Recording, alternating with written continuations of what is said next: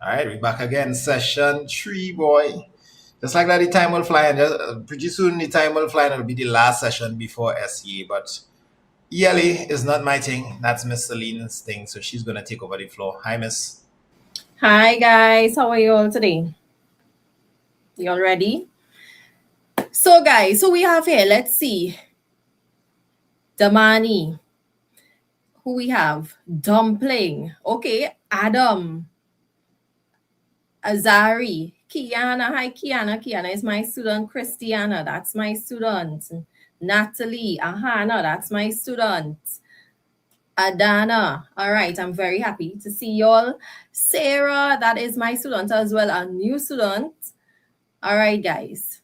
Alexandria, Rick. We're going on, Rick. John. Okay, guys. So, as you can see today, we are going to be focusing on report writing. So, guys, what are your opinions on report writing? Do you all like writing reports? What you all think about this writing style? I know students have their preferences. Some people prefer the narrative writing style. Some people prefer this writing style, the expository writing style. And I understand that we have our preferences, but guys, we are required to perfect both writing styles simply because we are not told prior to the exam which writing style will be tested. So we should be thoroughly prepared and ready for both writing styles. Yeah? So today we're going to take a look at report writing. Now, what does this entail? What is required of you? As you all know, a report is a spoken or written account of something that one has observed or witnessed or even heard or investigated. And in your case, it would be a written account because you are writing this exam. And we know this. In a report, only facts are written and we maintain a formal tone. So by the use of factual language, the consistent use of factual language, we are able to maintain the formal tone in the report. Now, it must be written in a specific verb tense. What's the verb tense we use? Consistently, yeah, guys, throughout the report, the past tense. Yes, and the content of the report, meaning the actual details that you include, must be relevant to the topic. So we don't want to stray from what is being asked in the prompt. We want to stick to the relevant details and the specific details. Yes? Nice. So, as you all know, factual language only. Yes? Do not include your opinions. Do not include emotive language.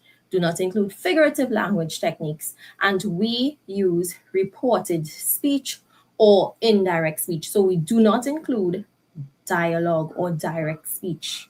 That is a no-no for reports. So as you all know, there's a difference between fact and opinion. We know this, right? So fact is a statement that can be verified.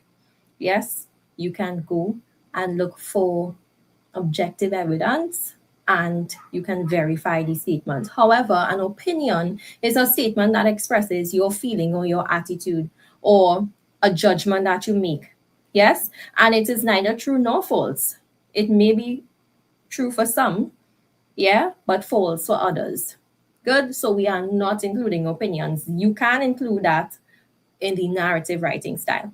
So the features of report writing. When you write a report, ensure that your report is accurate. There's accuracy. The details stated in the report must be factual. So that is what ensures accuracy. Relevance. The details that you state. These details, are they relevant? Are they specific to the topic? And of course, coherence.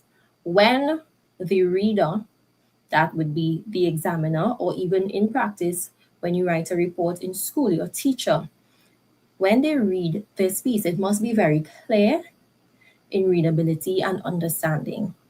The teacher shouldn't read the report and say, what going on here, boy? I'm trying to figure out what this student trying to convey here, right? Nice. So guys, The analysis of the prompt is very important, and you must plan before you write. There are 5 stages in the writing process. You all know the 5 stages. Pre-writing or brainstorming is the first one, and that means that you generate ideas in your head before you actually start writing. When you think and write simultaneously, that is a recipe for disaster. Students tend to stray from the topic. You get really good ideas when you are in the middle of the piece, and the ideas might be great ideas for the introduction, which you've already completed. So how are you going to include that? Some students might just stick it in the body, but it's not relevant there. So you lose marks for organization, right? So please analyze your prompt and generate ideas before you start writing. When you read your prompt, you must understand what the prompt is asking for. Identify the type of report to be written, and there are different types of reports that you can be asked to write on. Identify your audience. Who are you writing to? Time. Are you stating details over a few days or just one day? For example, you might be participating in a competition that runs during a 3-day period. So in your report, you would state details over a few days, but you might be asked to write on an incident that occurred during the luncheon period in school, and that's one day. You all understand? So time is really important. Persons involved. Who are you writing about? Are you writing about a group of students? Are you writing about one student? Are you writing about 2 persons, right? Who are you writing about? And what is the aim or purpose of the report? Yes? Okay, guys. So as you all know, there are types of reports: competition report, the accident report, the incident report, the activity report, and eyewitness reports. Now, eyewitness reports, this is an umbrella. Think of it as an umbrella. You can witness accidents, incidents. Yes? So the eyewitness report can include incidents and accidents. Any occurrence that you would have observed or witnessed yourself would be deemed an eyewitness report if you are reporting on it. Yeah? Okay. So guys, today we are going to be discussing the incident report on an act of vandalism. You all know what vandalism is? What's vandalism? And this is vandalism in the school environment. And unfortunately, it does happen. In reality, it happens, right? So you might see a desk in school that has a lot of drawings on it. It's defaced, right? There might be a wall in your school that has a lot of drawings and paintings, and it's not supposed to be there, right? So graffiti, very good. When you destroy property, nice. Yes, that is vandalism. So that is what we are going to be focusing on today. Yeah. Now, guys, there is a difference between an incident and an accident. You all know that. Yes. Do we know the difference? The difference is an incident is an example of something happening. It's an occurrence or an event. And it's a very broad term. So an incident can be something good, it can be something bad. Yeah? However, an accident is very specific. It's a specific incident and it happens by chance. Yeah? An accident is unplanned, it's unexpected, and it's unintentional. And an accident may cause harm or injury. So there is a difference between an incident and an accident. And most times when you are writing a report and you look at that prompt, you would see that the word incident is used or the word accident is used. So it's very clear in the prompt what type of report you are writing. Yes? Now, the nature of the incident, the nature of the accident would vary. But there is a difference between an incident and an accident. And it's very important that you understand this and you know this, right? So before we move on, people asking for shout out. So I'm shouting you all out, and we are going to move on from that and discuss the format for this report, right? So, who we have, and state your real name, right, guys? We have Riley, we have Israel, we have Crystal, we have Jalen, we have Zari. All right. Who we have? Zahara. We have Colin. Hi, Colin. Colin, I saw your comment on the last video. Alicia. Janushka. This is my student. Janushka is always here. Aidan. Joshua. Sasha. Trey. All right, Kaden. Okay, guys. So let's move on. Right. So as you all know, the incident is an example of something happening, and it's an occurrence that can be good or bad. So this incident, this act of vandalism, it's an incident where we have the intentional destruction or defacement or damage of property within a school, within the school environment. It is intentional. Yes, so this is definitely an incident because we just said that an accident is unintentional, unplanned. However, an act of vandalism would be deemed an incident because it is the intentional destruction or defacement or damage of property. Yes, within the school environment. And like we said, this is actually something that happens and we might have witnessed it before. I am not saying that we would have done it before because I sure everybody here to be on that. I hope so, right? So we might have witnessed it before, right? So there are common types of incidents, acts of vandalism, and people mentioned it in the chat earlier. I saw graffiti. I saw restroom vandalism, which is basically the bathrooms. And these are actually very common, right? These acts in the bathrooms, very common. Yeah, damaging the toilets, damaging the ceiling tiles, the doors. You also have technology damage. Imagine that, because we are in the age of technology where it's advancing rapidly. So you can tamper with, students can tamper with computers, tablets, or school servers now, right? And you can be asked to write on a specific act of vandalism, whether it's technology damage, whether it's property destruction, graffiti and effacement. It can vary. Yeah. So let's take a look at the report details, the necessary details for this incident report. Yes.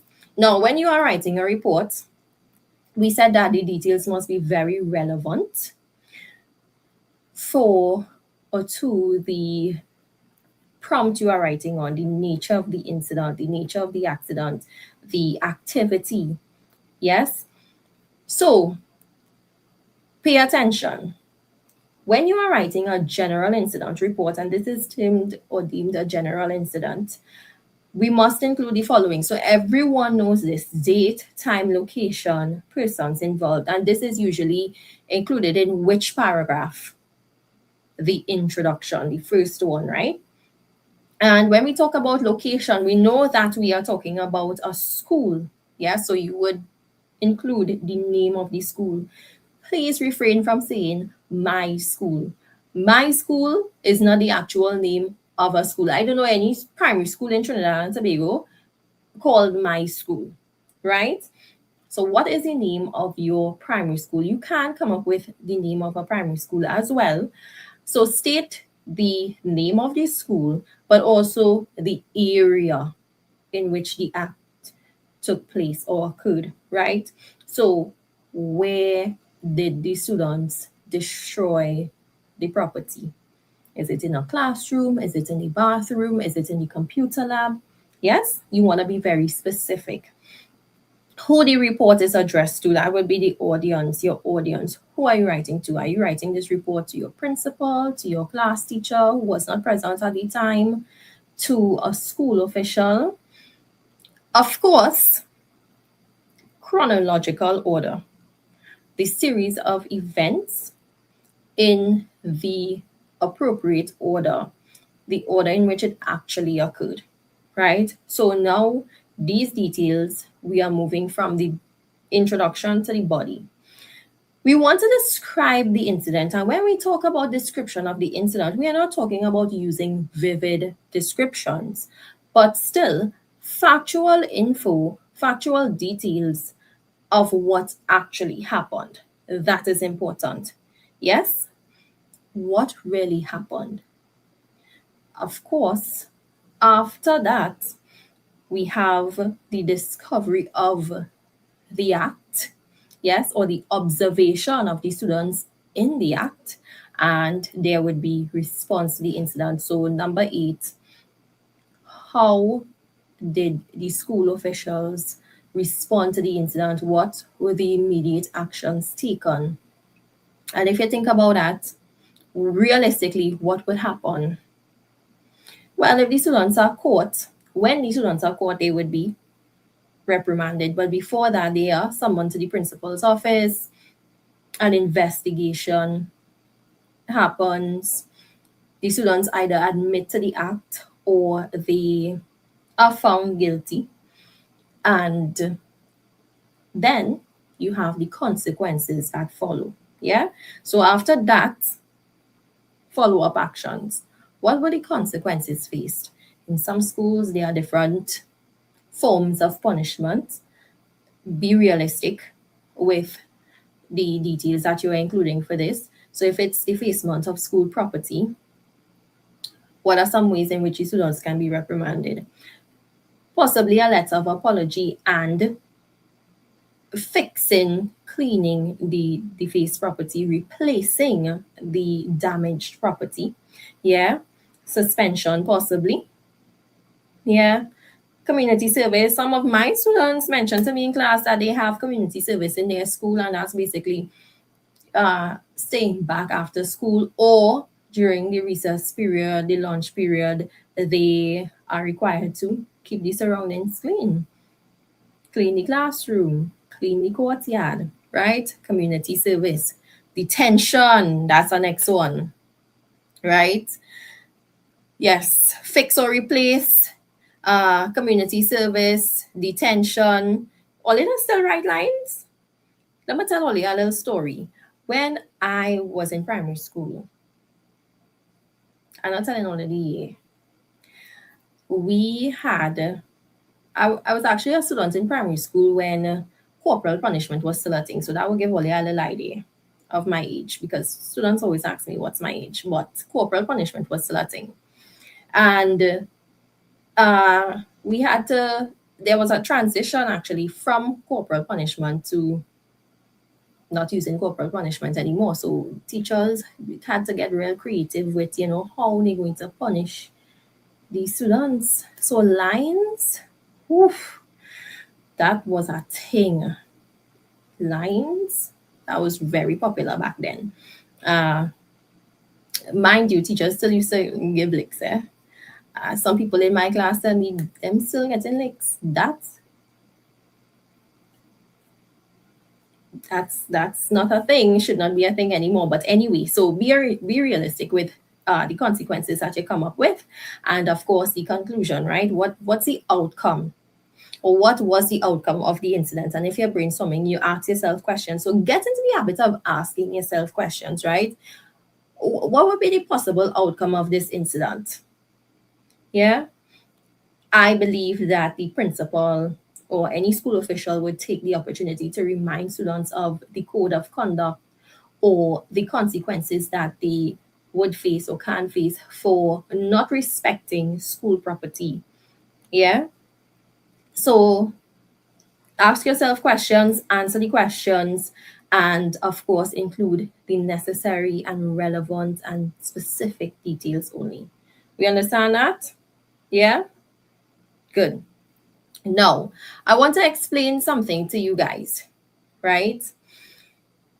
There is a difference between an eyewitness report and a non-eyewitness report. So let's talk a little bit about that. We are going to read this prompt, right? The prompt states, an incident of vandalism occurred at your school. Write a report to your principal based on the information gathered from teachers and school officials. So let me ask you guys this question. Is this an eyewitness report or a non-eyewitness report? What would you say? How do you know? How do you know? What is the difference? It's not. Kiana said it's not. No, it's not. Very good. Mohammed, nope. Joshua, nope. All right. Good job, Adana. Nope. Good job. It's not. Right? So, guys, let me explain to you all briefly what is the major difference and how you can identify, right? Now, an eyewitness report, what does it mean to witness something? You witness something when you are actually present and you personally saw the incident happen. Yes? So you're present on the scene, at the scene, you write from your perspective, which is first person. You use the personal pronoun I, yes? And by the way, can you use that pronoun in the exam when you are writing an eyewitness report? Yes, it is reasonable that you use the pronoun because you are writing from your perspective and it is an eyewitness report. Yeah, you would not be penalized for it. However, it is important to be very mindful of the use of that pronoun, meaning the frequency in which you use it. So you don't want to repeatedly say I, right? That would introduce an informal tone. Yes? However, it is reasonable that you use the pronoun, right? If it's an eyewitness report. So it's your experience, what you saw, what you heard, what you experienced directly. And some keywords would be write a report on what you observed. Yes? You were sitting in your classroom when you observed students entering your classroom and defacing the school property, yeah, or damaging property. Good? Right. However, a non-eyewitness report, which is this one on the screen here, we do not see the use of the word you, right? You did not see the incident happen. You were not present on the scene, but you would have gathered information on the incident afterwards. You understand? So, an incident of vandalism occurred at your school. Does it mention here that you were present? No. Right? And you are asked to write a report to your principal based on what? The information that you gathered from teachers and school officials. So you did not gather this info or obtain this info because you were present and you witnessed it, right? You gathered the information. So this is a non-eyewitness report. Yeah? You all understand the difference? All right, nice. So let's take a look at this report. We're going to look at parts of the report, right? Now, when you all are writing, on average, how many paragraphs do you all write when you are writing a report and an essay? Because there's not a difference, and there should not be a difference in the amount that you actually write. Now, there is no word limit or paragraph limit in the exam, right? Just to be clear. However, if you use your discretion and you include sufficient details that align with the prompt and details that tell the reader exactly what happened, then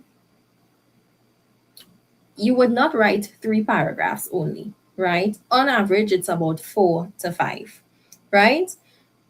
And you have to be realistic as well. I know that people generate so many ideas and they're eager to write. Some students love writing, they enjoy writing. Any writing style, they just enjoy writing. However, guys, you have a 15-minute time frame that you are working with, right? And within that 50 minutes, you have to plan, you have to write, you have to revise, you have to edit. The last step is to submit. All right. So you don't have 50 minutes to just write, because if you just write and then the examiner says, okay, class, students, time is up. Did you actually check over? When would you actually check over? You might be submitting a piece that has errors, and we don't want that, right? Your piece should be error free. Yeah? Content, language use, organization, grammar, mechanics, that is CLOG. That is what the examiners pay attention to. Your rubric, the objectives you must meet under content, language use, organization, grammar, mechanics. Grammar mechanics, very important. You need to ensure that you've punctuated accurately, you followed all of your capitalization rules, you don't have any spelling errors, you followed all your grammar rules, your subject and your verb. Are they agreeing in number? Did you write using the past tense consistently? Right. So you don't want to overwrite and then you don't have time to check over. Okay? So, guys, let's take a look. The introduction. On Monday, 5th January 2026, at exactly 12 p.m., during the luncheon period, an incident of vandalism occurred in the Standard 5 class of the Palm Grove Primary School. The students identified as the persons responsible for the deliberate damage to school property were Jane Singh and Jonah Brown. This report is addressed to you, Mr. David Foster, principal of the aforementioned primary school. Right, so let's take a look at the details included here.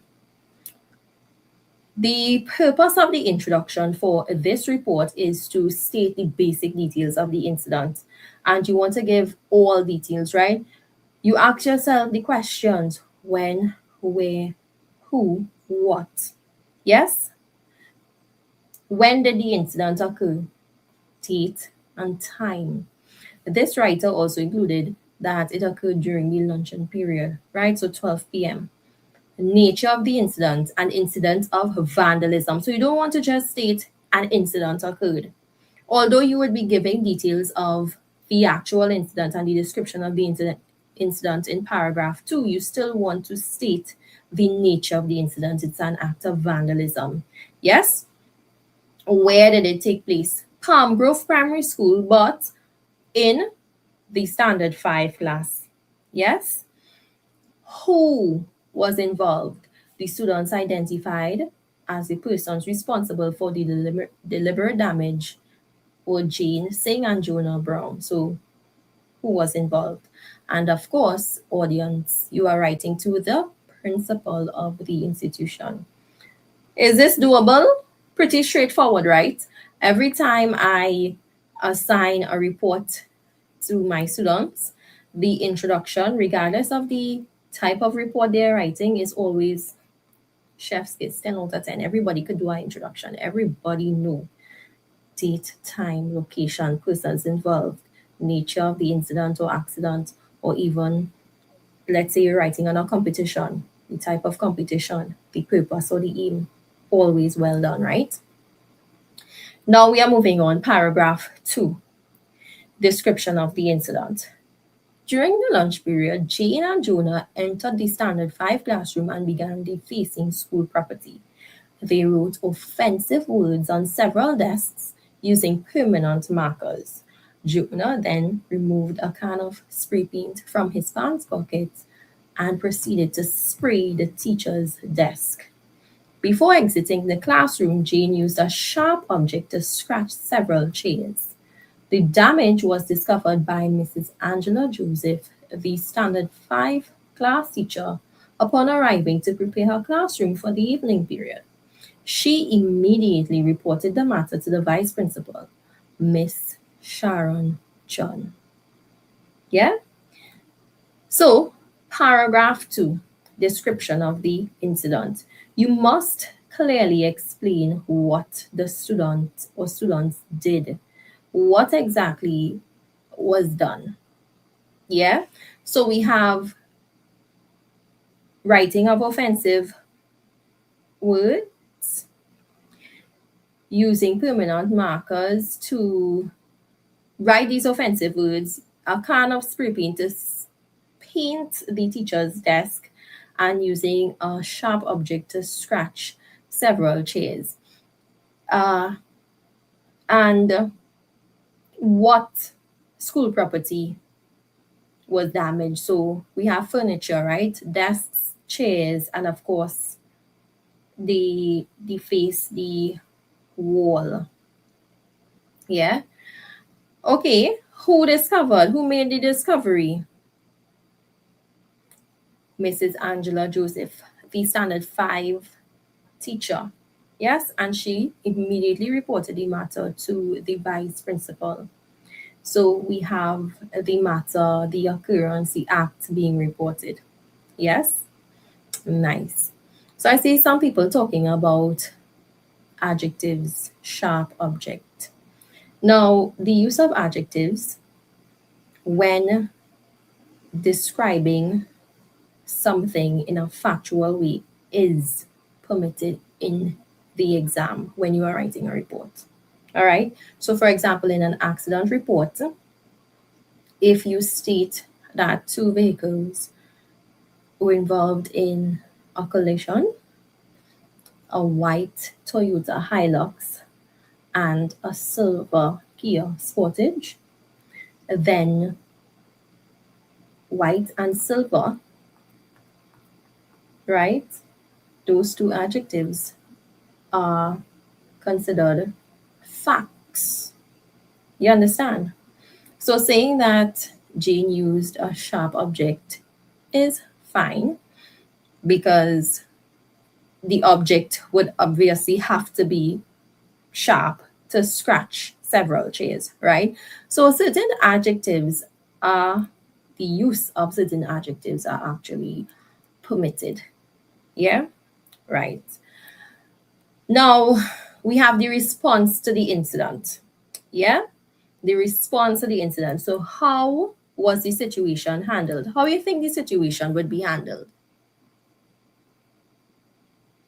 What do you think?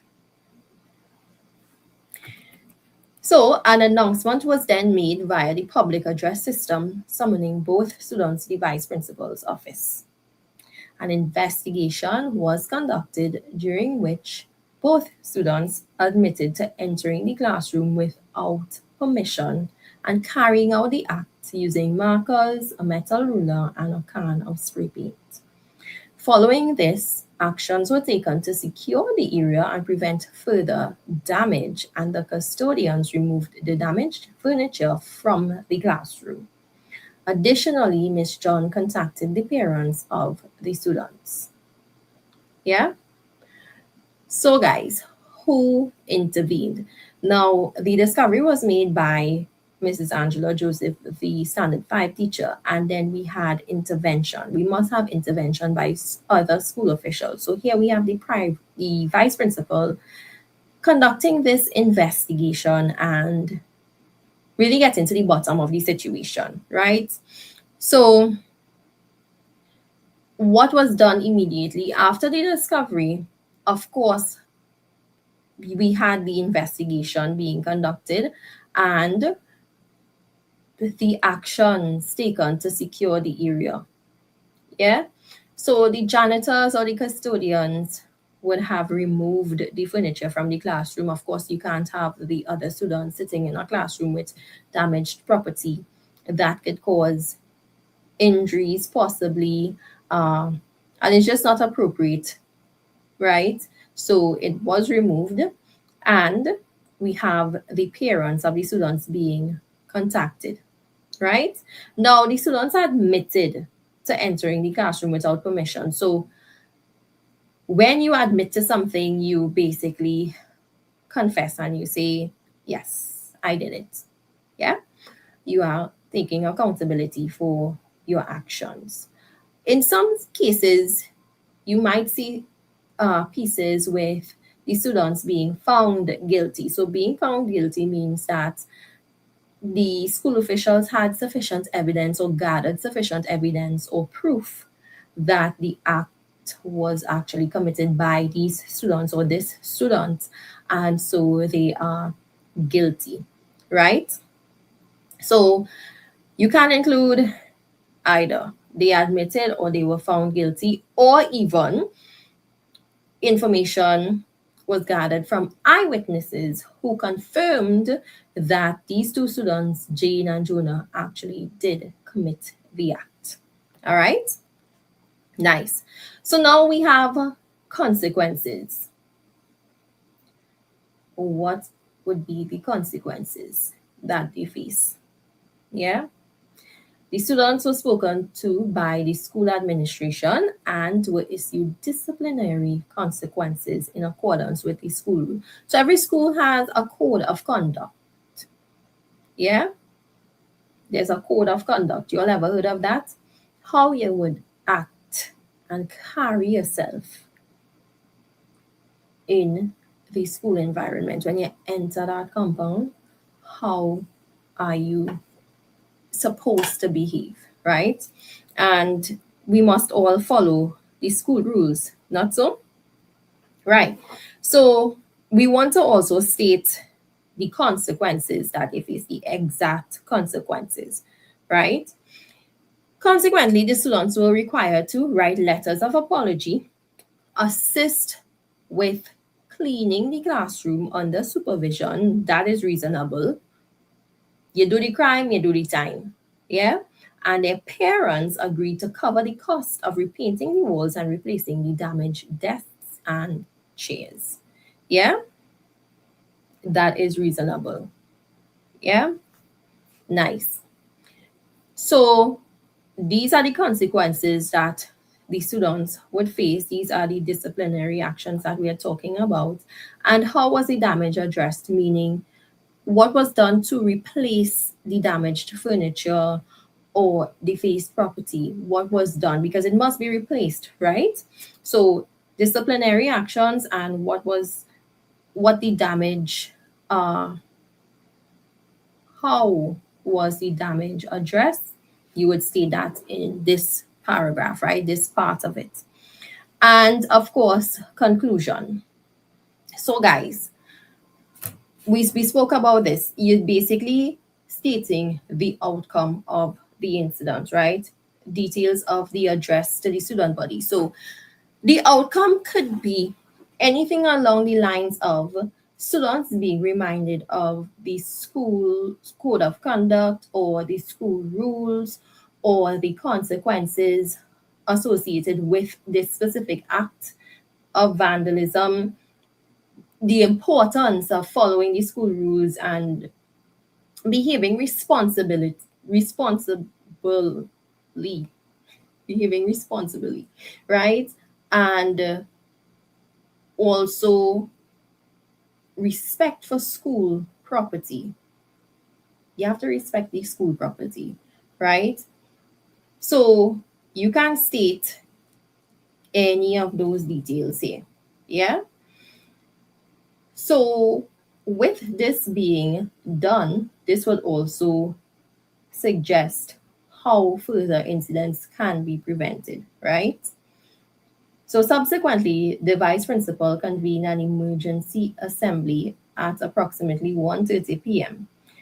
She reminded the student body, the students, all the students in the school, of the school's code of conduct, and emphasized the consequences associated with vandalism.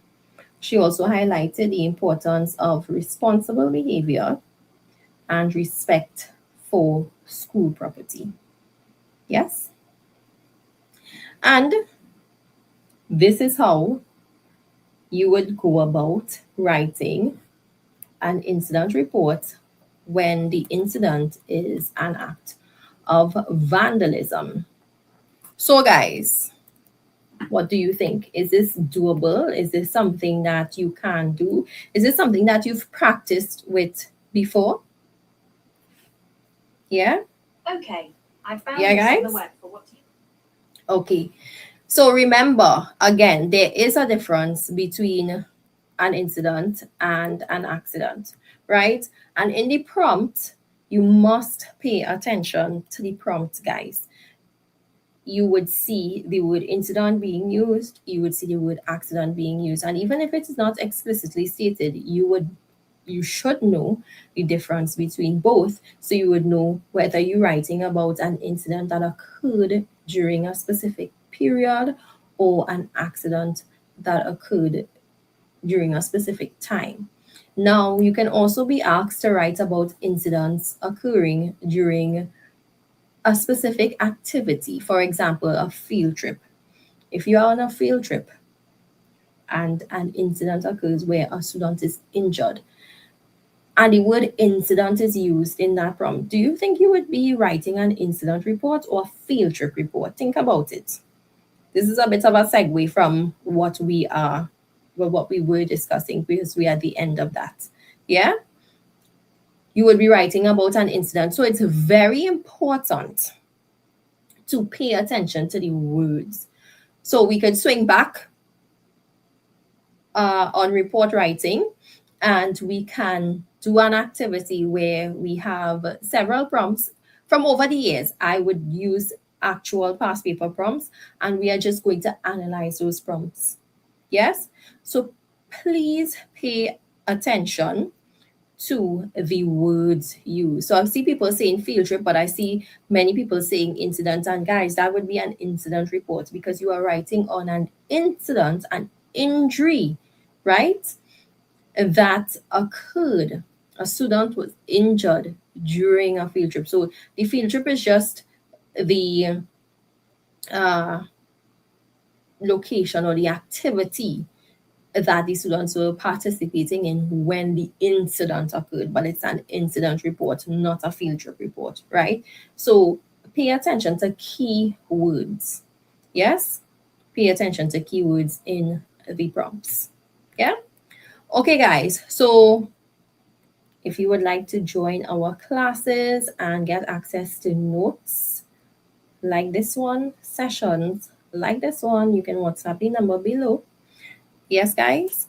And that brings us to the end of this session.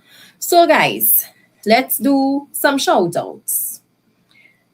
Who are we shouting out? Give me a proper name, your actual name, your full name, or you can give me your school as well. You can give me a name and you can give me your school, right? Okay, who we have? Jamali, we have Crystal, we have Nelly, we have Jamal, Deshawn, Sebastian.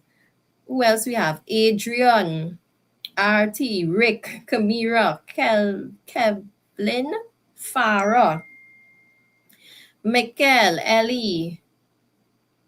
Is it Isa? Yeah. All right. Zayon, Khalees, Rael. Where are my students? If you're from the student hub, say student hub. If you're from the student hub, type student hub. Let's see the student hub students representing Jade, Kishona, Alexandria.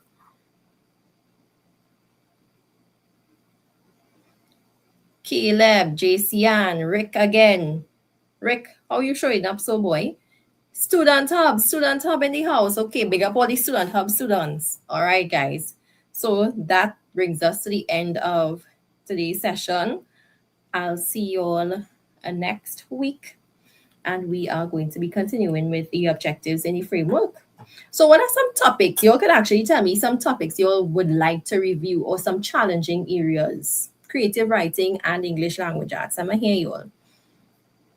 What are some areas you all would like to review, or some challenging areas of focus in creative writing and English language arts? Okay. Stories. Okay. When you say stories, narrative essay. Grammar. Okay. All right. So INC reports, that means the poems. Reports, okay. Injury during a field trip. All right. Comprehension, ELA. Okay. All right. Interesting. Subject-verb agreement. We could definitely do a session on subject-verb agreement rules. All right, guys. Noted.